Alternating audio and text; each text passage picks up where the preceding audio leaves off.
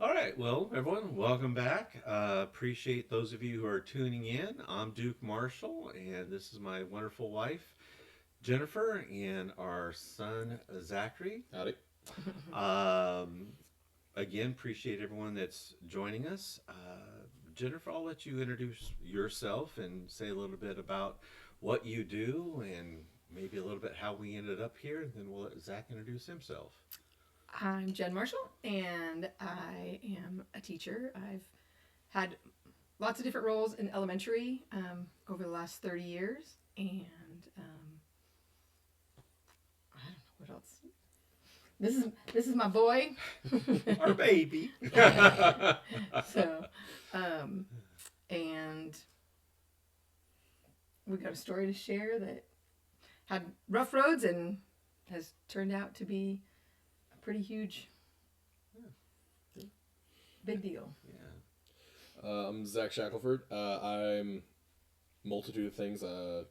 My main, I guess, passion in life. I'm a martial arts instructor, third degree black belt. I teach over at Cox Martial Arts, um, and I guess we're here today to talk about, you know, uh, autism and sort of like the impact it can have on your life, whether you know about it or not. Yeah. And a little bit of background on our family, because we are married, and you are my bonus son. Yep.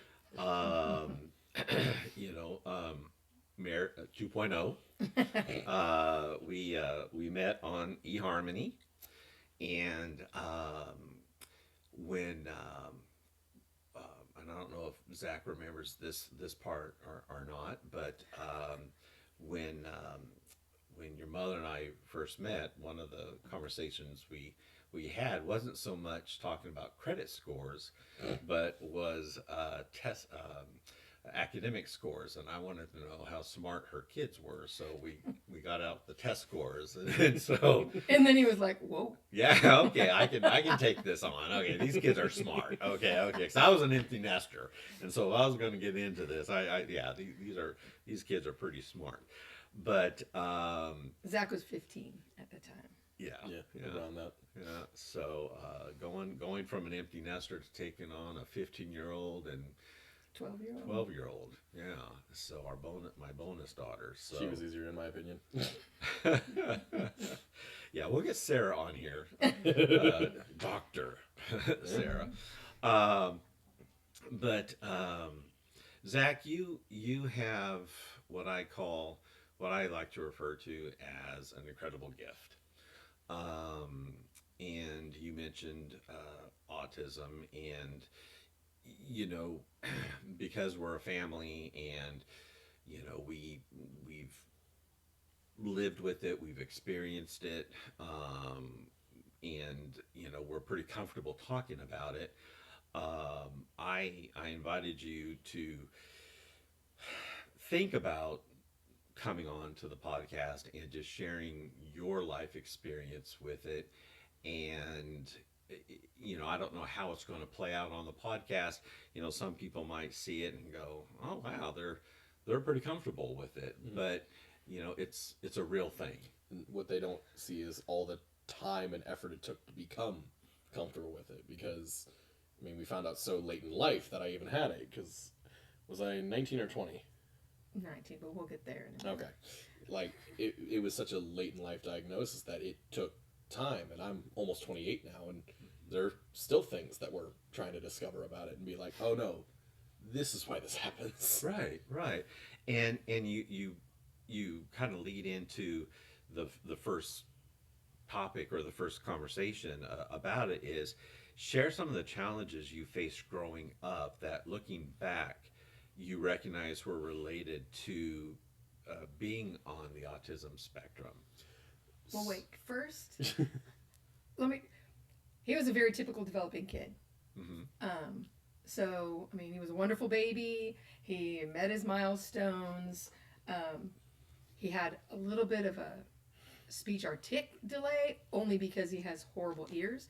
But he didn't have Separate issue. You don't have horrible issues. ears. Those are nice ears. It's the hearing. Inside. Yeah. And so it wasn't a typical. every child with autism is entirely different. It's definitely a spectrum disorder, and it's definitely a spectrum. None are the same. But he didn't fit. He makes eye contact. He spoke. He socialized and interacted. So it was hard to see what was going on. And although I was in education at the time, I was younger then, obviously, about 28 years. But it wasn't some of the typical things that now and students or children are diagnosed at 2 or 3 years old. He wasn't that type of a case. So, all right, so now go on. What was it like growing up without a diagnosis? So I guess it can go into a variety of categories. The first big one being just how I see the world. Because a lot of times you go throughout the world and you're like, oh, this goes in this category, this goes in this category, but sometimes there are areas where it merges, and there's black, white, but there's also shades of gray.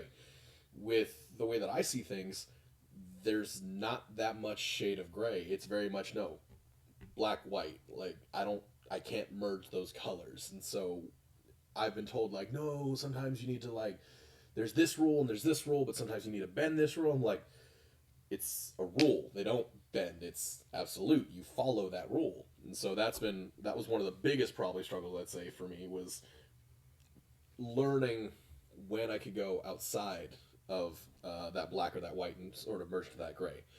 And that also sort of bleeds into the emotional, because when I have to go against those, it would make me so uncomfortable and just be like, no, this is wrong. This isn't how it's done. I can't do this. We can't be acting like this. We can't be doing these things. And so learning to sort of control that in order to, not have outbursts, as you might think.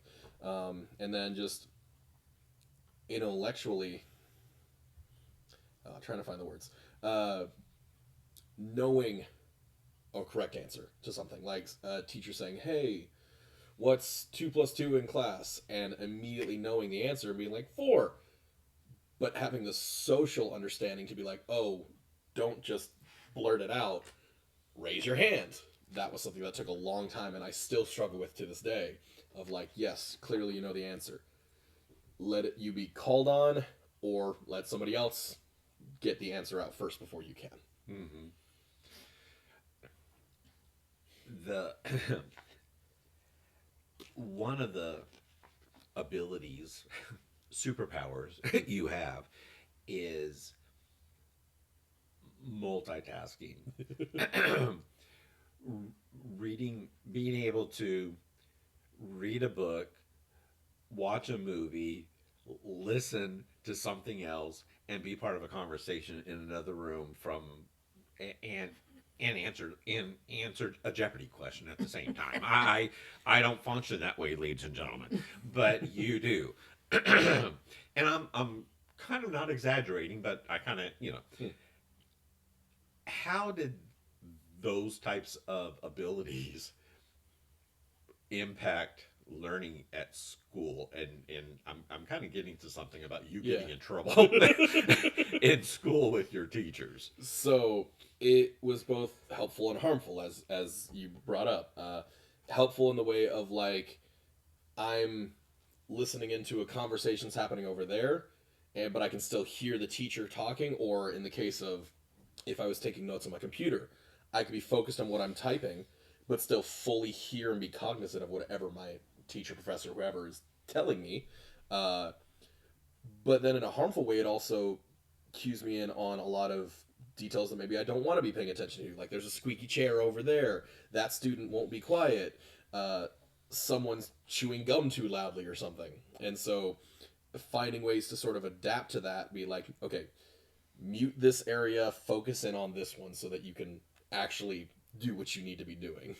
So you're sitting in class, you're not paying attention because you're reading a book.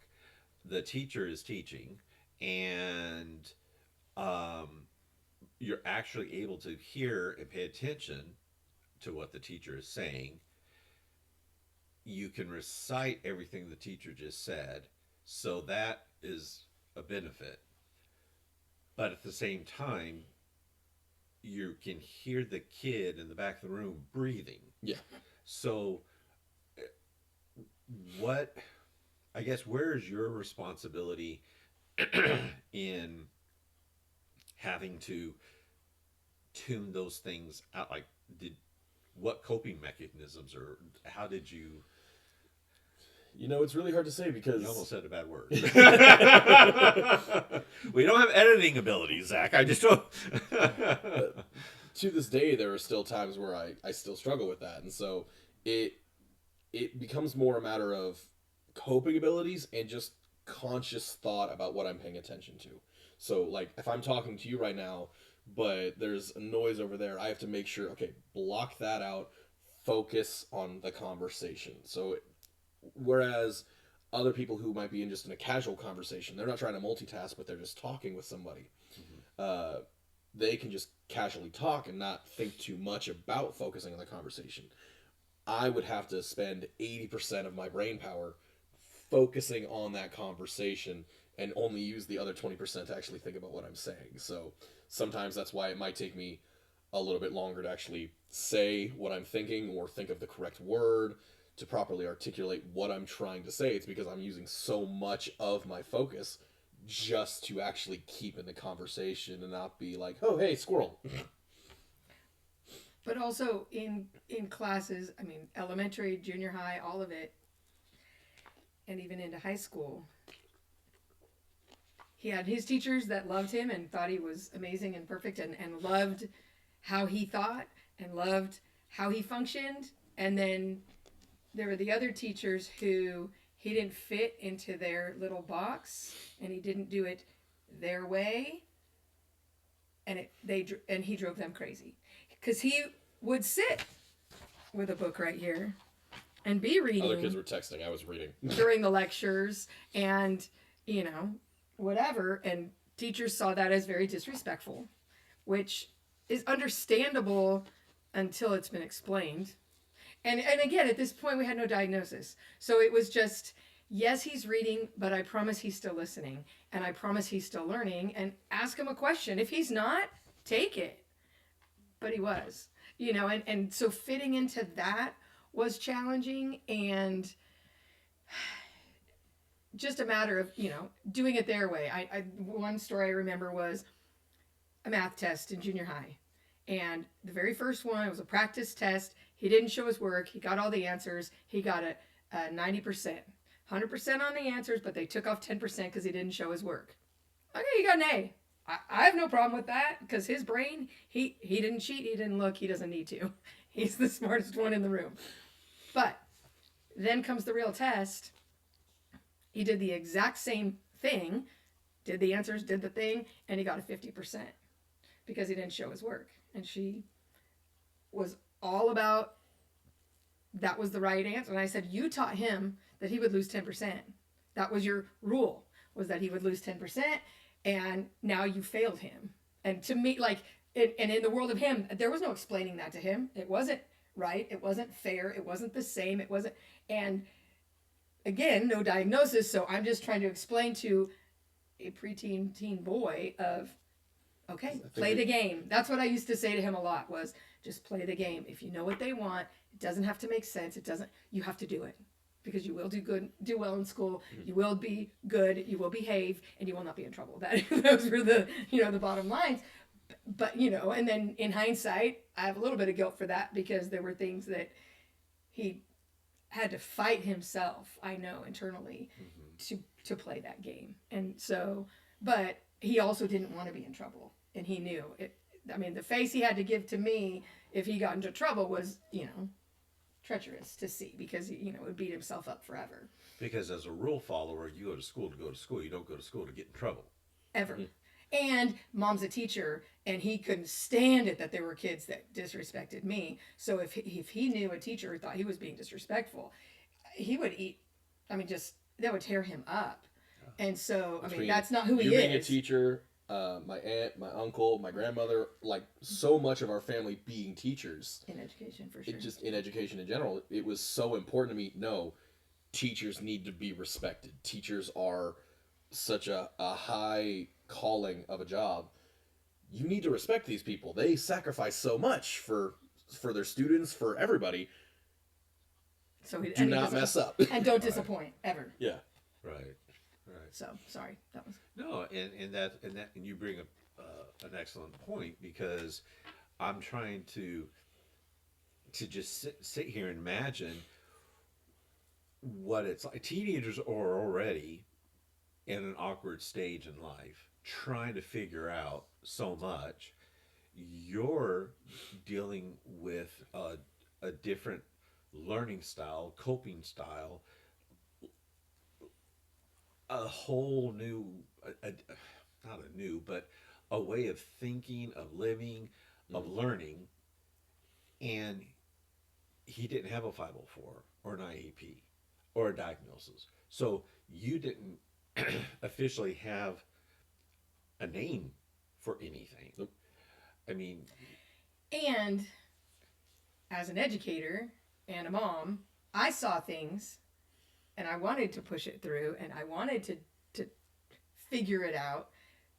But he was so smart. And the answer that I got from the schools and from others, and, you know, some of my coworkers, some of my friends, other family members, was he's not failing. You just have really high expectations for him. Like, there can't be a problem if there's no problem presenting.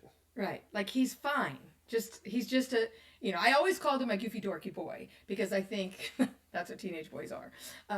I loved him, you know, and all of that, but he was involved in things. He did theater, he did sports, he did church, he did youth group, he did all the things, but yet he didn't have connections with anyone. And I could see that. No one else could see that because everybody knew him.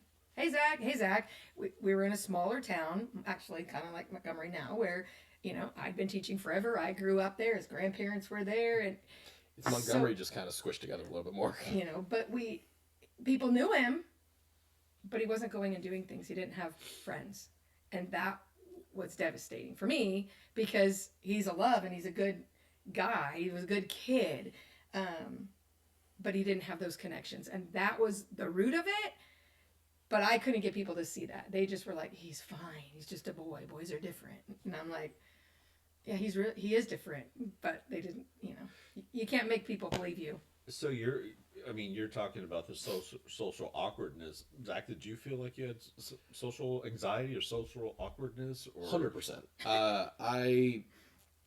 I went through most of my life feeling like I'm so different and no one actually likes me, to the point where things would happen and I would have people who would be my friends and my brain would trick itself and be like, no, they're playing a joke on you. They're making fun of you. None of this is real. These are not your real friends. They do not actually care about you.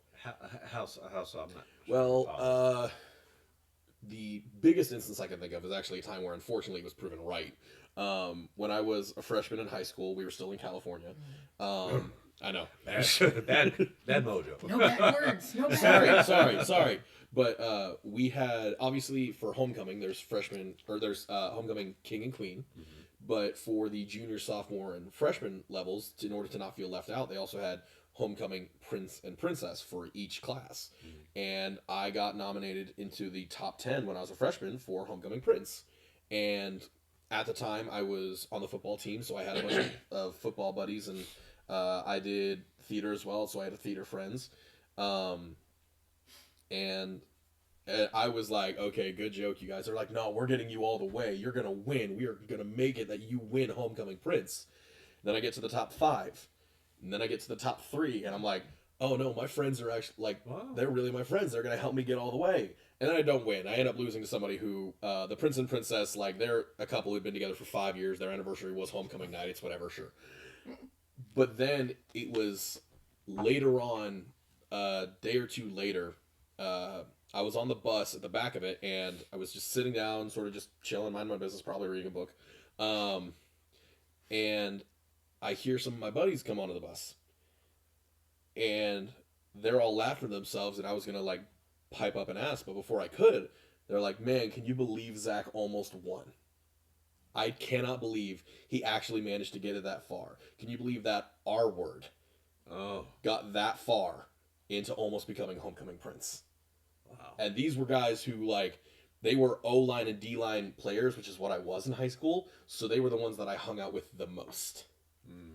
So that was one of the few times where it unfortunately got proven right, and it sort of solidified that going throughout high school. But in elementary and middle, it was just sort of a social anxiety thing of, like, my brain trying to trick me that no one actually likes you. And so just kind of having to learn to ignore that voice for a long time. And I think another part of not being able to convince people, because I didn't need to convince kids. I probably could have had conversations with kids to have agreement that he was a little bit different. But with adults, he's always, since he was tiny, done well. He could sit and he would make that eye contact and he could have a conversation and he had the vocabulary and the language. And I mean, he read so much, he had the understanding. He could, and he's smarter than all of us. But he could socialize with adults, but he couldn't socialize with kids. So he didn't know how to bring it down to their level because, you know, in his mind, kids are dumb and their interests were so minor and so, you know, lame that, but he could sit and talk to an adult. So then those are the people that I was trying to get on my side and they were like, no, he's fine. So, you know, he was So I was shooting myself in the foot a little bit. You know, a square peg trying to fit into the round hole and it didn't, you know, it couldn't fit. Yeah. And I mean, he did pass, he did succeed, he did, you know, do well, but it was a fight. It was a fight for him. It was a fight, you know. I'd almost actually say, you keep using that analogy, square peg, round hole, and while it works, I feel like almost a better analogy would be I was the circle peg fitting through the square hole. Sure, it works, but it's not right. And it doesn't follow the rules. It wasn't correct, yeah. See what I live with, folks? see, well, he doesn't live with us anymore, but well, yeah. But no, and that's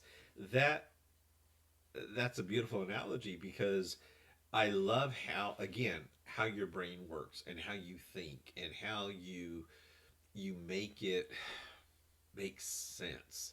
You know, I remember working on one of your mini cars, and we were trying to put your door panel. Oh yeah, back on the Intrepid. Right, on the Intrepid, and we were pretty intrepid about it. But and because the way I am and the way I like to put things in a certain way and just kind of like organize things and methodical and just very, there's a way of putting it.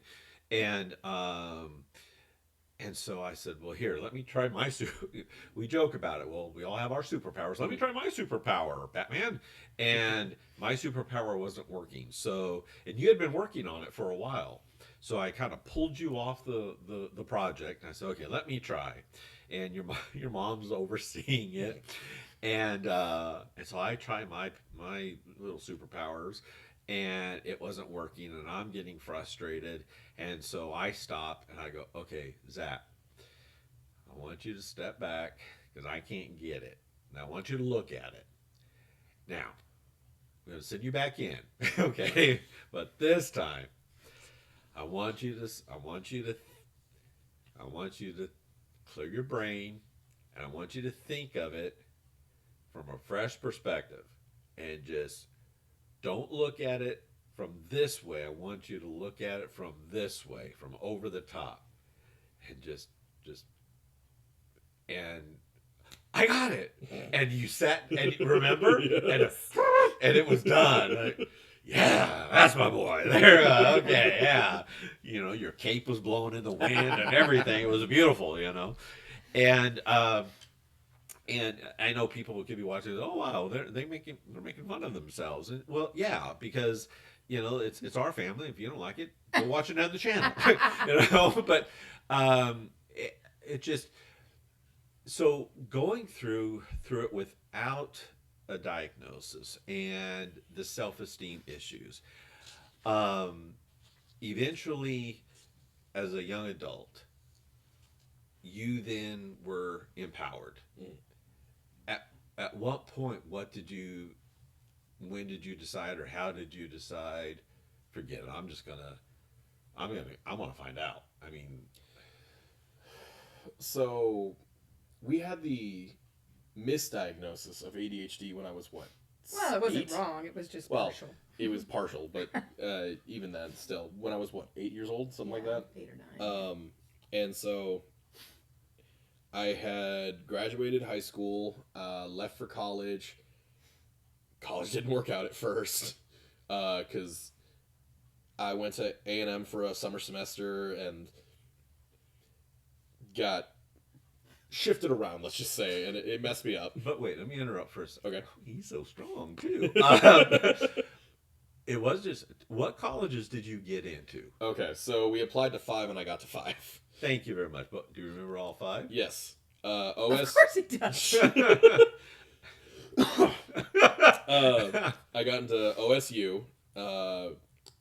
They were the first to respond back because they were the most eager to, because, Oklahoma wants to take Texans. I got into Baylor, Abilene Christian University, which was the smallest of the 5 schools, Texas Tech, and then A&M. But A&M was a weird conditional thing that just ended up working out. And who took you to all those colleges? One of them, she was with us. Baylor, she was with us. Yeah. The big Christian school, she was with us. Yeah, that was good times. Good times. No, we had good. Yeah, it was good trips on all of that. I mean, we made multiple trips to A&M because Convenience. it was where it was. Yeah, A, the closest because College Station's just right there. But B, it was the school that I wanted to go to because that was back when I wanted to do engineering and everything. Which, again, found it doesn't work. Different reason. Not talking about that today. But you went off to school. I went to the summer semester at A&M. Didn't end up working out. Came home. Went. Kind of just didn't sit back on my laurels and just went right back and like, okay, no, I'll try Texas Tech. Went to that for a semester. Was working out fine. But 2 things were hard. A, college is expensive. It's one of the big ones. B, living 10 hours away from home when I've never lived more than 30 minutes from home at a time. Like the longest I've stayed away from home for a long period of time would be like when I would go to summer camp, but that's for a week. So spending a full, however long a semester is, 5 months, something like that, 10 hours away at literally the opposite end of the state, because we're down on the southeast side and it's the Panhandle, just made it a lot tougher. So spent a semester there, came home, went to Lone Star for a few semesters, got a couple gen eds out of the way, and then decided I was just going to go into becoming a draftsman. So I got certifications in AutoCAD and SolidWorks, which are 3D modeling softwares. But before that, when you came home, that's when we supported you coming home. 100%. Right.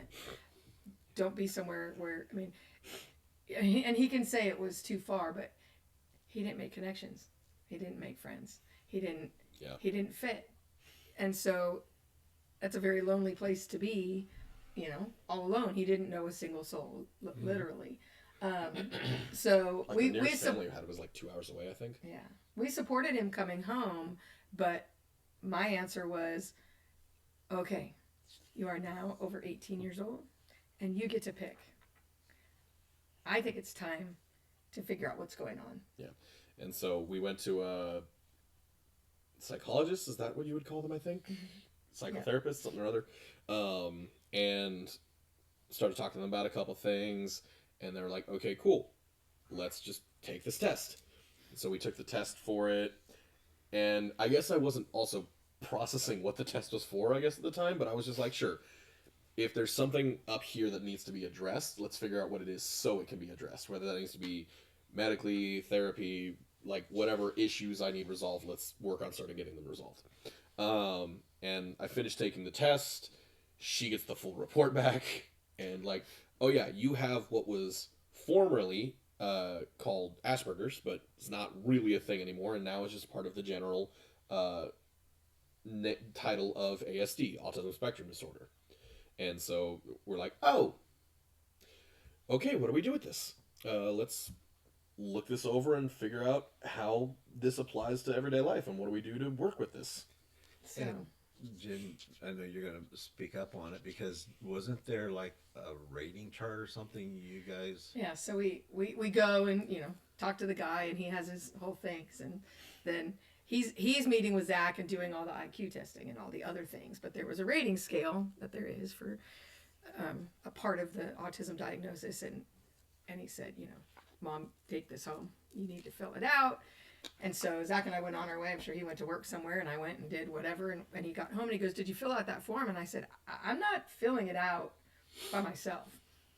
I'm going to fill it out with you, because I'm not going to say that I think you have autism. I'm going to say, where do you think you are on this scale, and where do I think you are, and we're going to, figure it out together so that this is an authentic piece of information, not just what I think. I want it to be truth." Because I think some of what people thought is what got us to where we were with no answers, instead of going by truth. And so we're looking at it, and I think I started looking at it, and then he got a phone call or something. So he goes, so I keep looking at it, but I'm writing in a very light pencil. I'm not filling this thing in red ink, but I'm going. And so I'm putting down some, I think it was a 5-point scale, and I'm putting down some 3s and, this and that. And he came in and he goes, "Oh yeah. Oh no, that's me. Nope, 100%. That's not a 3. That's a 5. That's a 5. Actually, it's probably a 10." He started owning it, huh? And we went through this whole sheet, and he looked at me standing in the kitchen that day. I mean, I can tell you right at the table where we were standing, and he said, "So I'm not a freak. I just have autism." And I was like, amen. Like, yeah, exactly. And I'm telling you, ladies and gentlemen, okay, he's already taller than I am, so he didn't have to do it for any special reason. But since that day, he stood up 2 inches taller instantly. Like, he had a name. He had a reason. He had who he was. And it wasn't a negative. It was never a negative. It wasn't intended to be a negative. It was an answer. And he likes answers. And he likes facts. And he likes the information. And, so then, I mean, he went up that night, and he'd be like, "Did you know that people with autism," and he'd like throwing things at us, and we're like, and I'm like, "We're watching This Is Us. Would you be quiet?" Oh no, long before This Is Us. It was just that This Is Us. Right.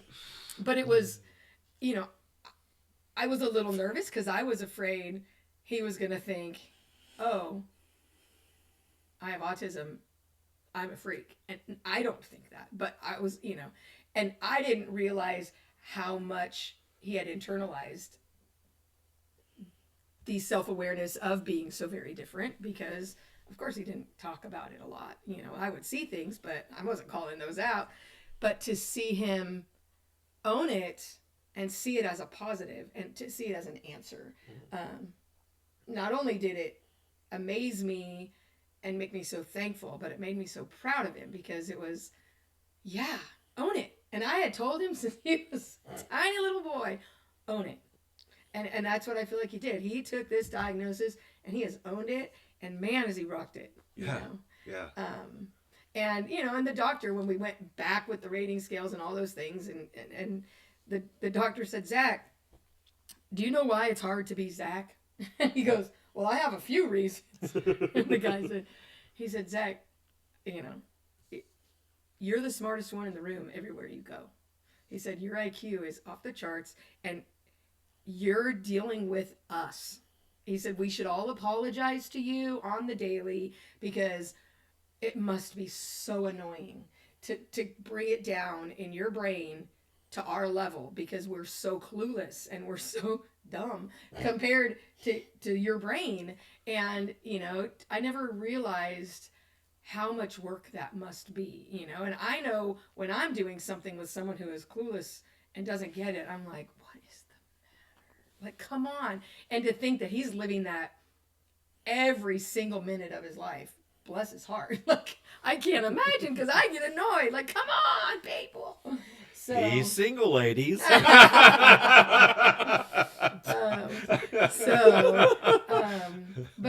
that from that moment up, I feel like his life had ups and downs and waves, and I mean, he had always done great things, but his trajectory since that minute has had a couple hiccups, but still, for the most part. But no, I mean, it's just been the accomplishments and the work ethic and the desire and I don't know, and I hope part of it is proving a point. Like this is not a negative, this is a strength, and he uses it so well. So I want to say, I mean, I know we're not done anywhere near being done, but how proud I am of you, and incredibly don't start. proud I am of you and the impact you've had on my. I used to be an administrator, but now I'm in the classroom. The impact you've had on my teaching as an educational professional, and the impact you've had, as a teacher, we don't just impact a life, we impact a lifetime. And you've blessed the young people in my classroom because you've changed the way I teach. You've impacted in a positive way the way that I manage my classroom, and you've been a blessing to my families, because when my parents find out that I have a son, who's autistic, who's high functioning, who's successful, and I want you to talk about your successes, because I think we don't know where this podcast is going to go. Right. We don't know who's going to watch it, when they're going to watch it.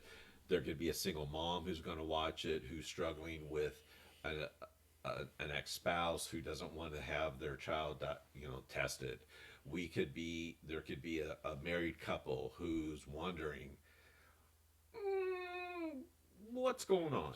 We don't know, but there could be other adults, young or otherwise, because I know plenty of people around my age who I look at them, and obviously I'm not a psychologist, I'm not a therapist, I have no actual education in that field of study, but from personal experience, I can look at somebody and be like, I think you're somewhere on this spectrum that it falls on, whether you're on the more social side like I am, or maybe you're slightly more on the emotional side or the mental side. Like, it is a spectrum for a reason. Right. It's called a spectrum for a reason, yeah. I say this with all the love of my heart, you fall somewhere on it. Right. So just helping anybody we can really understand. Right. So with that, talk about some of the successes you've had. Because I can remember when Sarah came home that night. You were upstairs. You looked over the catwalk and said, "Hey, Sarah, I'm autistic." And I remember, like a loving sister, yeah, I know. Like, yeah. She's almost as smart as you. Yeah. But she's better at it. Because what did we always used to say? I'm stupid smart because I'm smart but can't apply it. She's scary smart because she's smart and she can apply it. Yeah. So but talk about your accomplishments, because I can remember you at one point talking about online college courses, and then you couldn't do online college courses because how do you go to college online? But some of the things that you've accomplished in just the last few years. So do you want educational, social, or personal first? Start here. Okay. This logo on my chest is from one of my jobs, Cox Martial Arts, I mentioned earlier. I'm a 3rd degree black belt in Taekwondo, and a 8-time district champion, uncountable number of state champion titles, and then been top 10 in the world going to compete for world champion every year since I got my black belt, which has been for the past 4 years. So, I mean, I've had those things because martial arts was always a passion of mine. I mean, I started when I was 3 years old, back in our hometown, and I'm not saying the name. Oh, no, you can say Pleasanton. Okay, I'll say Pleasanton. There's a Pleasanton, Texas. No. and we had to stop for personal reasons, and then came back when I was 13, had to stop again. I was 22, and it was just like, you know what? I've always loved martial arts. I've done so many sports throughout my life. I want to get back into it. Let's just Google up and see. And the first place it came up, thankfully, was Cox Martial Arts. And so I went in, tried out a class, and I was going for a few months. And I had just tested for my camo belt, which is our 4th belt in our system. And I was like, cool. I'm broke. I can't afford to keep doing this. I need to quit. I'm going to go talk to the owner and be like, hey, sir, I'd love to keep training, but I can't. But before I could even say anything, he said, hey, we need somebody to go run the desk. We need somebody to call people, make sure they're coming to class, make sure their billing is good, make sure their attendance is up. We think you'd be really good at this. How would you like to come work for us? And I'm in tears like, yes, please. And so started that career, and it's taken off. I've been doing it for a little over 5 years now. I got my first degree year and a half-ish after that, and then it's always funny to me because I look from the inside out, where I'm surrounded by a bunch of skinny athletic people who can like do backflips or crazy tricks and like hold insane balance, kick up to the sky, whatever it is. And I'm like, okay, I'm bottom of the barrel of a martial artist. Imposter syndrome, unfortunately, is real in martial arts. But then I get told from the outside in, I talk to other people, I'm like, oh yeah, I've been doing this for about 6 years. And they're like, I'm sorry, you've only been doing this 6 years and you're already a 3rd degree black belt? Because most people, to get to their 3rd degree, it takes them 8, sometimes 10 years, because you have to do a certain number of testings in the whole process. It takes them longer, it takes more time, it takes more effort. And it's like, yeah, it just kind of took me 6 years. I just do what you're supposed to do, and you'll get there. I just followed what I was told to do, and it kind of worked. Shazam! And it got to a point where I was able to start planning out a timeline of everything, because you get to certain ranks and you start earning titles that go along with it. And so like my goal as of right now, because one of the biggest things you need to have just in life, in my opinion, is have a goal, have something to reach. Because if you don't have that goal, you're not going to continue to want to drive to do it. So my goal is to get to 6th degree. When you hit 6th degree, you earn the title of master, which sounds like really, really cocky, sure, but still. Also, just like being called master, it gives you that sort of sense of self-worth. And so my timeline right now sets it where if I do everything perfectly, nothing ever works out perfectly, but if I do everything perfectly, I'll get master the same year I turn 40. So 12-ish years from now. And so during this time, I then say, okay, here, why don't you just sign up for a math course? We know you're a genius. We know that. Let's do a math course. And so, yeah. And he would say, no, I can't do online, because he had taken one online course that ended up being like a 300 level engineering something that was not Coding. Successful. And so now I can't do that. So we tried different things, and but then I wasn't pushing because he was a grown man, and so let him do his thing. He was over 21 by that point, and I just, was trying little things here and there, but not wanting, because you don't know. When you're dealing with someone with autism, there are things that they can't do, but then there's also things that they need to be encouraged and pushed and shoveled toward. So, it was kind of I would mention it here and there, but then whatever. And then he walks in the house one day. I was a secondary black belt, and so it'd been a few years, and I come in, I'm like, hey, there's this new program they're starting up. It's, I can get my associate's degree in Taekwondo.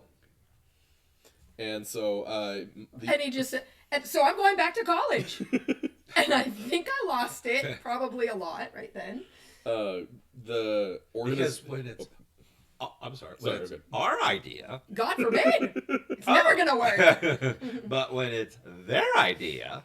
So the organization I was a part of, the ATA, American Taekwondo Association, they had partnered up with Lee College, which luckily for us happens to be nearby, in just over in Baytown, so hour and a half-ish away. But they had decided, like, any country outside of the U.S., actually, you can get your degree in a martial art, especially in Asian countries. And so ATA, wanting to sort of work on that, said, hey, we're going to sort of beta test this program, and it's going to be elite college. You can take it. It's going to be an associate's in an applied health science, but with a focus in Taekwondo. So it's an associate's in Taekwondo. And I was like, sure, let's try it. I approached my boss about it, and I was like, sir, I'd love to go ahead and try this. I do need a sponsor, pretty much, for that. Whenever I start it, I need a school who's willing to say, yes, he works here, he's doing internship hours here, all of this. Mind you, I was already working for Mr. Cox, so we had to jumble some things around so I could have solid internship hours, but I pretty much was just able to start the program already because I already worked for Mr. Cox and had been for a few years at that point. And a lot of it was normal classes. Like there was a biology, a first aid, a couple education courses because Taekwondo is still about education. I mean, at our school we teach, I think our age range is literally 3 to 78. Yeah. But then of course there were other courses where it's like, no, Taekwondo, like prove you know your material. And so went through it, and just this past December I graduated with my associate's degree. There you go. There you go. So, and did it, I think it was about 2 years, two and a semester, I think. Yeah, maybe. Now, another thing that parents like to see their kids do, especially their adult children do, is move out. Yeah. And we help transition by, we had a garage apartment, and it was, an apartment that was a studio apartment that you lived in. And at some point in time, there came a time where, it was like, okay, now you're working 2 jobs, 2 full-time jobs. Yep. You're going to college. You're a grown man.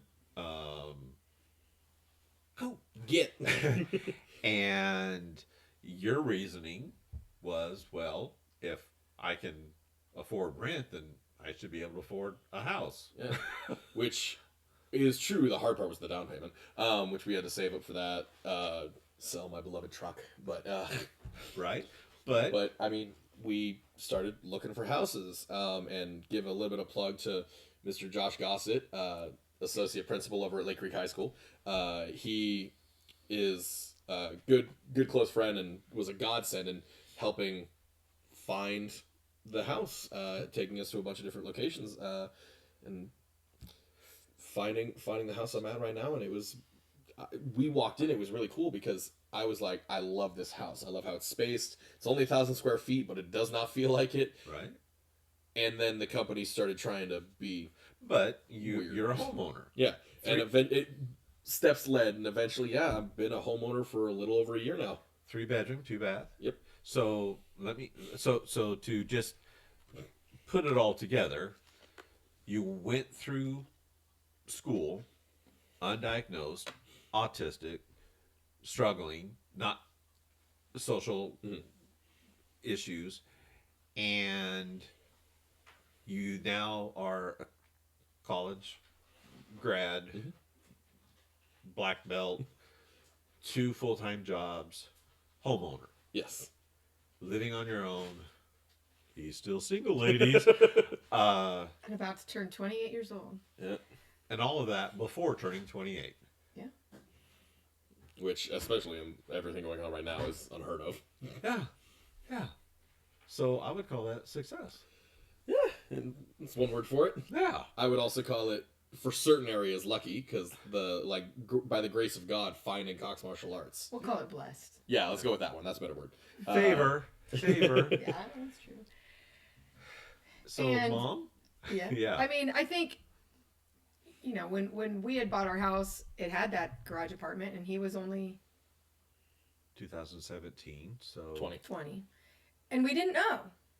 I mean, he had just been diagnosed, and we didn't know. Was he going to need to live there forever?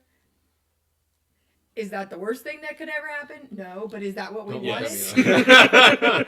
But we knew that wasn't what we wanted for him, but it was nice to have that as an option. And, but then, was he going to was he going to get his degree? You know, we didn't know. Yes, he has the associates, and he'll be starting either, we don't know, summer or August Working on details. at A&M, ironically. full Right. circle moment. He'll be going back to school. It worked out that I finished that first program, and they were like, cool, no, sorry, figure out some other details. And now with this new program, they literally can't tell me no. Right.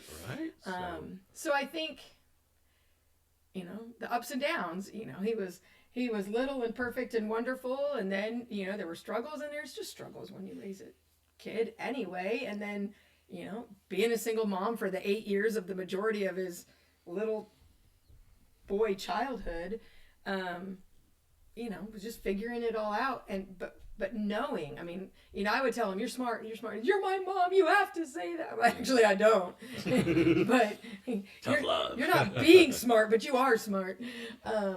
But then, you know, just not knowing and the uncertainties, you know, once we did find out the diagnosis, and then seeing him and watching his confidence and seeing the progress and seeing, you know, I'll tell people who meet him, well, you know, my son has autism, and they're like, wait, that son? And I'm like, yes, but if you only knew how hard he's worked, you know, I mean, and yes, we drop kicked him a couple of times and pushed him and, you know, shoved him along, but kids can do hard things. But kids can do hard things, and it's not an excuse in our house. It's a power. It's a reason. But okay, so this is hard for you because you have autism. So now what? Right. It's not, oh, so now you can't do it. Right. There is no can't. Even if your tism is showing. Yes. And we will say, you know, we used to tell him it's showing. Yeah. And that was our subtle word in public to say, bring it back a notch, you know. It wasn't very subtle. Well, it was more than saying quit being autistic. Oh, because it wasn't that we wanted him to quit being autistic, but socially, you don't want him to be an outcast. Socially, you want him to feel that confidence and to learn how to work it and how to make it work. And, you know, the strengths of it are empowering. And, you know, I've used our story a lot in my career as well. And I've, you know, had parents who have come around and agreed to have their child evaluated, and people are like, how did you get that parent to sign that document? It's like, well, I told them a story, you know, and I've been very verbal on Facebook and autism awareness and pictures and stories about him, and not just to boost him up, but to get people to see I'm just a regular old person, and we're just, you know, this mishmash family, but look and see what God can do, and look at how it's not a negative thing. It's just, it is. When your kid needs glasses, they have a vision problem. When we all do, when, you know, so I just think, was it what I would have picked? No. Am I glad we've taken this journey? Absolutely. And to see him and his confidence and his self-worth and his, I don't know, he knows now, no, I can do better than that. And I will do better than that. And whether that's in his friendships, whether that's in, you know, his job or his things, I mean, he's worked hard and he's had, you know, 2 full-time jobs for 4 years. Longer. 5, yeah. 6. Yeah, so, you know, and it's like people, and went to school, and got the AA, and, you know, and he has friends, and, you know, the things that he never had. He's got friend group, he's got all those things, so it's not a never, it's just a how. And I think, Sometimes you know, it's also just a matter of time. Like, there was a joke once, you've told me plenty of times. Man tells God his plans, God laughs. yeah. And so it's not about what's happening on your time, it's about what happens in the world's time, what happens on his time. Mm-hmm. So he might have just decided, no, it'll take a second, you don't have the friends yet. You'll find those friends. Mm-hmm. Not now doesn't mean never. Yeah. But, you know, and there have been times when, you know, Zack will say, Mom, this is a lot. I don't like it. This is overwhelming. This is stressing me out. And I'm like, okay, so now what? We're not stopping. So now what? Like, what? How can I help? How can I support? Now what? And, we regroup, we settle it down, we give examples, we give whatever, we make connections with people that need, that he needs or that need him. And the next thing you know, he's 3 steps ahead and going in the next, on the next journey. And it is fun to watch. And, when he was diagnosed 8, 9 years ago, I wouldn't have thought we'd be sitting here today, able to talk about this with such success and with, such pride. I'm proud to have Zack as my son, but I'm proud that he has autism because it makes him amazing. It's not a negative. It's just a different, I'm just a weirdo, but he's, but. I mean, that fits me as well. Oh, okay. That's contagious. Sorry. So. Genetic. Right. No, it's and we've called it a superpower. We've referred to it in the dynamics of our family, and there's so many other stories we could tell and share. I mean, if people could see us in an escape room and how we operate in an escape room, how I go to the corner and I'm sorting through the books and you guys it's just amazing. But we get out. Every time. Literally recently. Every time.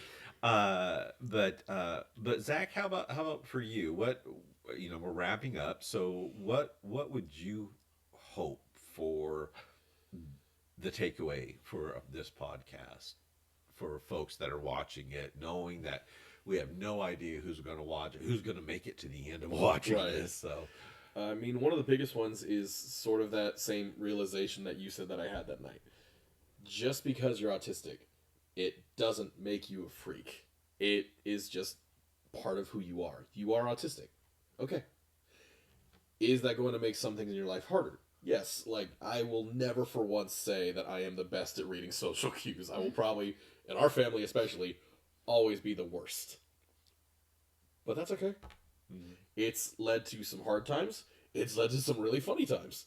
And it's led to times where I've gotten to learn and grow because of it. So, you're not a freak because you have autism. You're just you. And that's okay. It's just learning to grow as you are. Amen. Well, I love you both. And I am just so thankful that we have this platform. And I truly hope that whoever hears this and whenever they hear it, that it's a blessing to them as well. So. And reach out. I mean, whether it's to us or to a school or to something, there are so many resources and stories. And there is no shame in needing help. Yeah. I've needed help plenty of times. Yeah. Like, even for me, I've constantly felt like it's too much to ask for help. It's not. Ask for help if you need it.